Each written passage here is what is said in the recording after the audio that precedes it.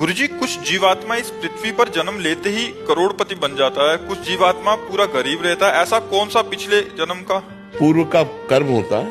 पूर्व का कर्म होता है, उसने दान पुण्य किए, उसने तीर्थावगाहन किया, उसने दूसरों को उपकार किया। तो भगवान स्वयं गीता जी में कहते हैं कि जो मेरा भक्त पूर्णता को प्राप्त नहीं हो पाया, भगवत प्राप्ति नहीं कर पाया और वो वासनाओं के जाल में बंधा रहा, मेरी भक्ति करता है, दान पुण्य करता है और उसके अंदर कामनाएं हैं, भोगों की इच्छाएं हैं, तो फिर उसको अगला जो जन्म होता है उस श्रीमान धनवान कुलवान के यहाँ जन्म होता है और भरपूर वासनाओं की पूर्ति की सामग्री होती है। और मेरी कृपा से वहां जन्म लेने पर भी वो भोगों में फंसता नहीं, उसकी पूर्व की साधना उत्थान करती है और वो भजन में तन्मय होकर के समस्त भोगों का त्याग करके दूसरे जन्म में मेरे को प्राप्त कर लेता है। उसे योग भ्रष्ट कहते हैं।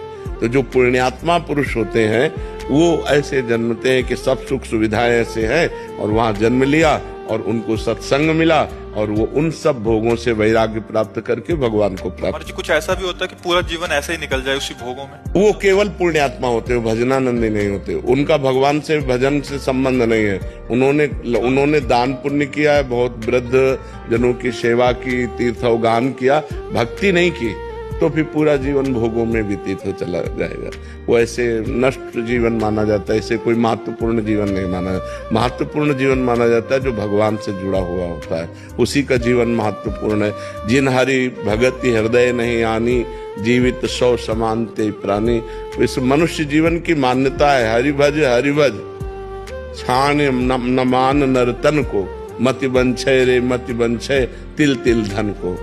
ये मनुष्य जीवन का जो मान है, इस मनुष्य जीवन की जो महिमा है वो भगवान के भजन की है, ना कि धन की।